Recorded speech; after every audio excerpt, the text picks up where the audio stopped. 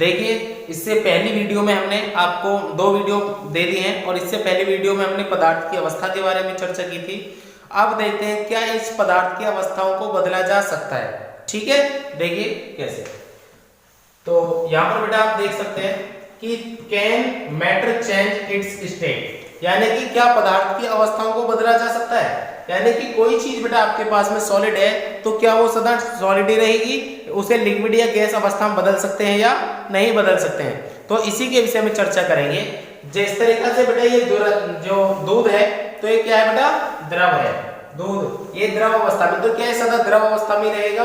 ये बर्फ है, देखो ये बहन जी कोई बर्फ को खा रही है, तो क्या ये बर्फ पिघल सकता है या ठोस अवस्था में बना रहेगा। ये बेटा गैस है, यानी कि पानी का उबलना, यानी कि यहाँ क्या हो रहा है, गैस में बदल रहा है। तो देखिए क्या बदल सकते हैं, हाँ बेटा बदल सकते हैं। आपका दूध है उसका पनीर बन सकता है और खोवा बन सकता है, जो मावा होता है, तो वो बेटा ठोस अवस्था में चला जाता है। तो किस तरीका से बदलेंगे, ये बेटा बर्फ है, इसको हम और पिघला सकते हैं। क्या कर सकते हैं बेटा, पिघला सकते हैं, लेकिन कैसे, इसी के विषय में इसमें चर्चा करेंगे। ठीक है, तो कैसे हम कर सकते हैं इस चीज के लिए, एक सेकंड देखिए। तो मैं यहाँ बता दूं, तो किसी भी पदार्थ की अवस्था को बेटा बदला जा सकता है। क्या करा जा सकता है, बदला जा सकता है, परंतु किसके द्वारा बेटा, ताप और दाब के द्वारा। पदार्थ की किसी भी अवस्था को बदला जा सकता है, किसके द्वारा, ताप और दाब के द्वारा। देखिए यदि इसको आप दूध को तापमान देंगे, यानी कि इसको गर्म करेंगे, तो बेटा ये ठोस बन जाएगा। किस तरीके से, इसका जो वाटर है वो बेटा भाप के रूप में उड़ जाएगा और आपको क्या मिलेगा, वहां से खोआ मिल जाएगा, यानी कि जो मावा होता है। इसी तरीका से यदि इस बर्फ को आप उबालने लग जाए, यानी कि गर्म करने लग जाए, या नॉर्मल यूं ही बाहर रख दें, तो बेटा ये भी क्या हो जाएगा, पिघलना स्टार्ट हो जाएगा, यानी कि द्रव अवस्था बदलना प्रारंभ हो जाएगा। तो यानी कि ताप के द्वारा, किसके द्वारा, ताप के द्वारा। तो देखिए आगे बात करते हैं। तो effect of change of temperature, यानी कि टेम्परेचर का प्रभाव क्या होगा बदलने पर। तो जैसे कि आप देख पा रहे हैं यहाँ पर ये दूध है, तो दूध को उबाला जा रहा है बेटा, तो दूध उबलता हुआ भाप निकल रही है यहाँ से, इस तरीके से देखो भाप निकल रही है और वाष्प जो निकल रही है, और इसके बाद में जो बचेगा आपका जो खोआ बचेगा वो सॉलिड हो जाएगा। इसी तरीके से बेटा जो आपका पानी होता है, द्रव जो होता है, उसको उबालेंगे तो बेटा वो किस में बदल जाएगा, गैस में बदल जाएगा। किस में बदल जाएगा, गैस में। यदि गैस को बेटा, गैस पे यदि दाब लगाया जाए, क्या लगाया जाए, दाब लगाया जाए, तो यह द्रव अवस्था में चली जाती है। तो आपका जो बर्फ होता है, यदि उसको आप पिघलाना स्टार्ट कर दें, टेम्परेचर देना स्टार्ट कर दें, यानी कि उसको थोड़ा हीटिंग देना स्टार्ट कर दें, तो वो बेटा द्रव बनना स्टार्ट हो जाता है। उसके बाद में द्रव बन जाएगी, यदि उसको और उबाला जाएगा तो भाप बन जाएगा, यानी कि गैस बन गई। तो किसके द्वारा हो रहा है सारी चीजें, ताप के द्वारा। ठीक है, यदि उसी गैस को अगर उस पर आप प्रेशर कर दिया जाए तो वो क्या बन जाएगी बेटा, द्रव बन जाएगी। जिस तरीका से आप घर में देखा होगा, खाना जो बनता है, तो खाना बनता है, जो जिस बर्तन में खाना बनता है उसमें से जो भगोना वगैरह होता है बेटा, उसमें से भाप निकलती रहती है।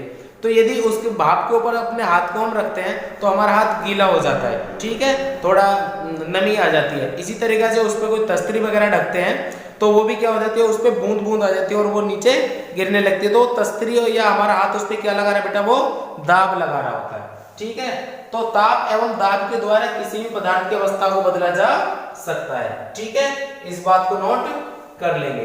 कैसे बेटा, मैं फिर बता दूं, ठोस को यदि आप टेम्परेचर देंगे तो बेटा वो क्या बन जाएगी, द्रव बन जाएगी, और द्रव को बेटा टेम्परेचर देंगे तो वो क्या बन जाएगी बेटा, वो गैस बन जाएगी।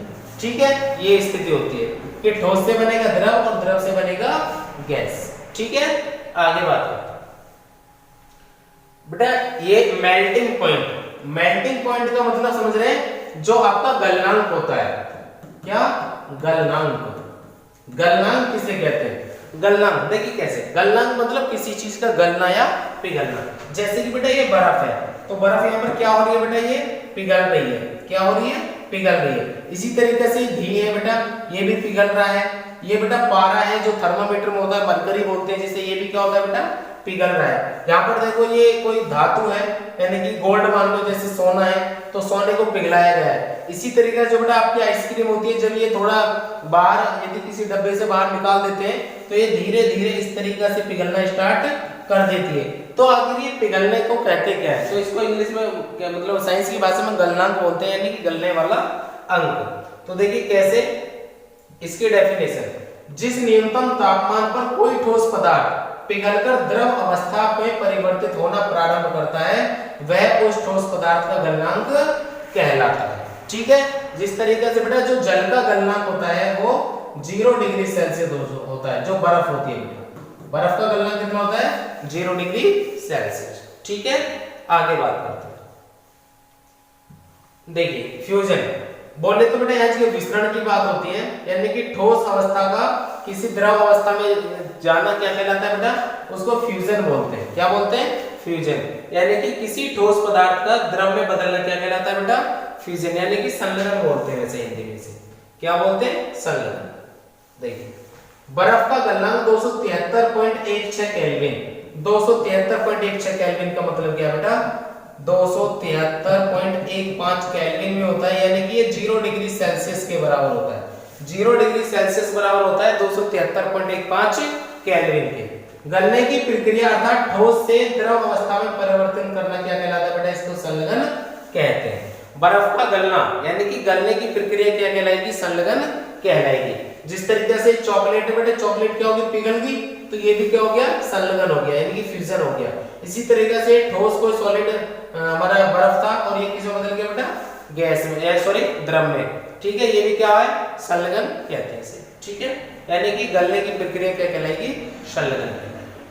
अब देखिए लेटेंट हीट ऑफ फ्यूजन, यानी कि प्रसुप्त ऊष्मा बोलते हैं इसको, या गुप्त ऊष्मा बोलते हैं।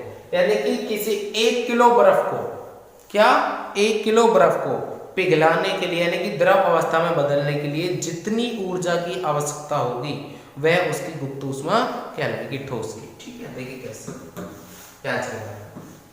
वायुमंडलीय दाब पर 1 किलोग्राम, यानी कि एटीएम बोलते हैं बेटा इसको शॉर्ट में, एटीएम एटमॉस्फेरिक प्रेशर। ठीक है, वायुमंडलीय दाब पर 1 किलोग्राम ठोस को उसके गलनांक पर द्रव में बदलने के लिए जितनी ऊष्मा की आवश्यकता होती है उसे संलयन की गुप्त ऊष्मा या प्रसुप्त ऊष्मा कहते हैं। यानी कि ठोस को द्रव में बदलने के लिए जितनी ऊष्मा की आवश्यकता हो रही है, तो यहाँ से ठोस 1 किलोग्राम बर्फ को बेटा क्या करें? द्रव अवस्था में ले जाना है। तो यहाँ से देख रहे हैं कि 80 कैलोरी, क्या 80 कैलोरी यहाँ पर लिखा हुआ, इतनी ऊष्मा की आवश्यकता होगी। तो यही इसकी क्या कहलाएगी बेटा? प्रसुप्त ऊष्मा कहलाएगी। ठीक है, तो यहाँ के द्रव को गैस में बदलता हुआ दिखाया है। गैस को यहाँ पर बेटा द्रव में आ रहा है, तो यहाँ की कूलिंग दिखाई जा रही है, कंडेंसिंग यानी कि। ठीक है, और यहाँ के और उसको कूल कर दिया जाएगा, फ्रीजिंग कर दिया जाएगा, तो बेटा वो द्रव अवस्था क्या हो जाएगी? ठोस में बदल जाएगी। ठीक है, इसे नोट कर लें, आगे चलते हैं। देखिए यहाँ से बॉइलिंग पॉइंट बेटा, क्या बॉइलिंग पॉइंट, इसको क्वथनांक बोलते हैं।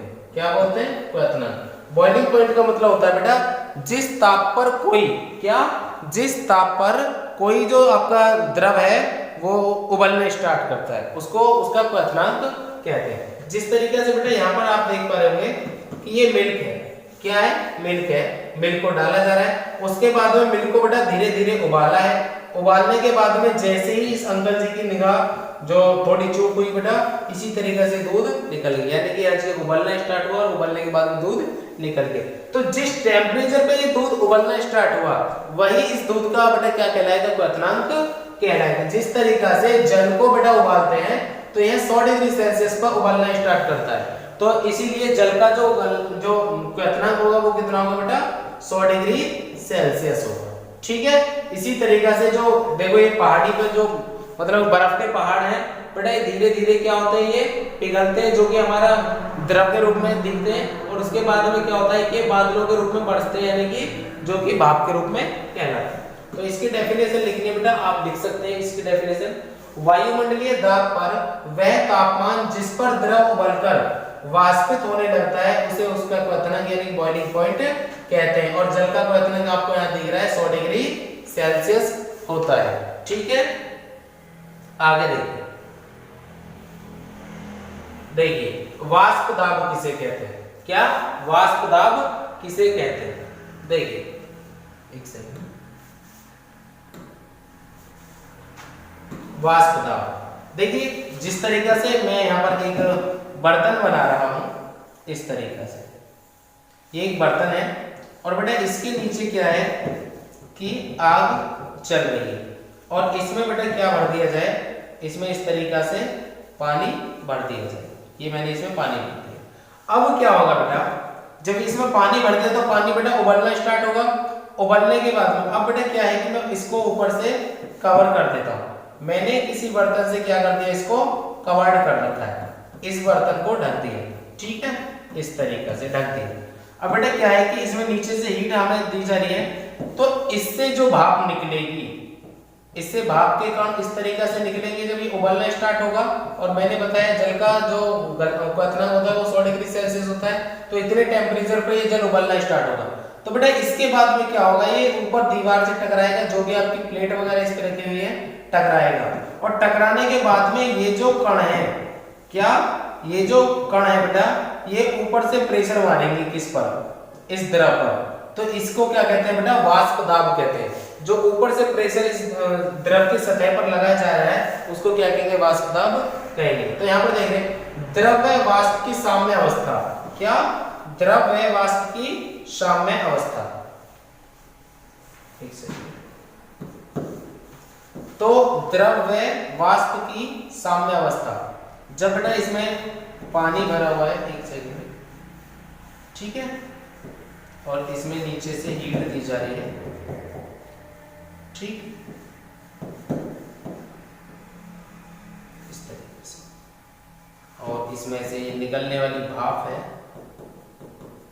और ये ऊपर से इस तरीका से टकरा करके क्या मार रही है, इस पर बेटा प्रेशर मारेगी, ठीक है। तो कब होगी, जब द्रव और वाष्प के बीच में बिल्कुल साम्य अवस्था आ जाती है, यानी कि बैलेंस बन जाता है। क्या बन जाता है बेटा, बैलेंस बन जाता है, यानी कि द्रव और वाष्प के बीच में क्या बन जाए बेटा, बैलेंस बन जाता है, ठीक है।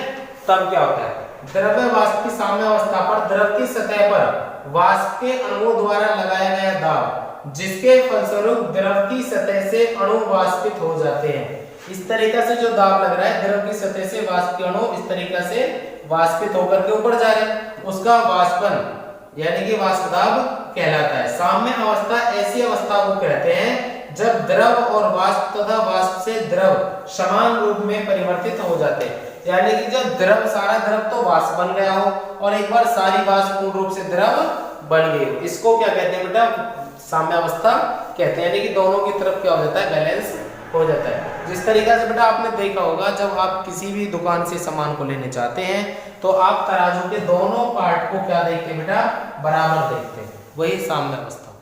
अब इंपॉर्टेंट फैक्ट के तरफ चलते हैं। तो 273 केल्विन ताप पर भाप वाष्प के कणों में उसी तापमान पर पानी के कणों की अपेक्षा ऊष्मा होती है, यानी कि कणों की अपेक्षा ऊष्मा होती है, क्योंकि भाप के कणों ने वाष्पीकरण की गुप्त ऊष्मा के रूप में अधिक ऊष्मा अवशोषित कर ली है।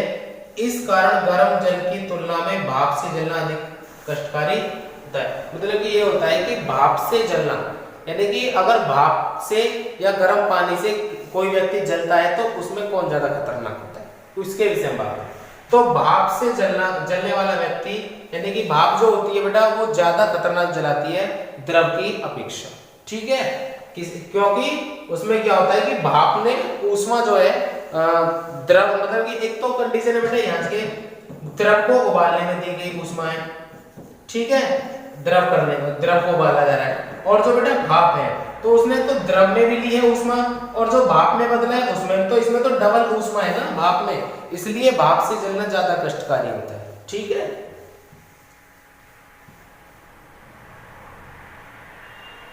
देखिए अब बात करते हैं कंडेंसिंग ऑफ लिक्विडिफिकेशन, यानी कि द्रव का संघनन होना, यानी कि द्रवीकरण होना।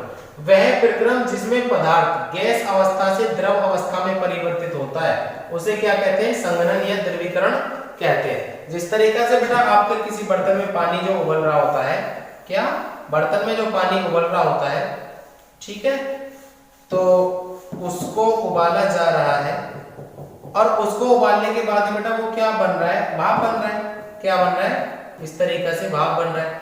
अब इस बर्तन पे ऊपर से किसी तस्तरी वगैरह से इसको ढक दिया जाता है ऊपर से, तो बेटा वो क्या होता है, दोबारा फिर आपका पानी बनना स्टार्ट हो जाता है इस तरीके से। द्रव के गैस के बाद में फिर दोबारा पानी बन रहा है, तो इसको क्या कहते हैं बेटा, इस क्रिया को संघनन कहते हैं। क्या कहते हैं, संघनन। संघनन मतलब बेटा इकट्ठा होना। क्या, इकट्ठा होना। तो आपका जो बादलों से पानी गिरता है बेटा वो भी संघनित होता है, जो नीचे द्रव के रूप में गिरता है। ठीक है, इसे नोट कर लें।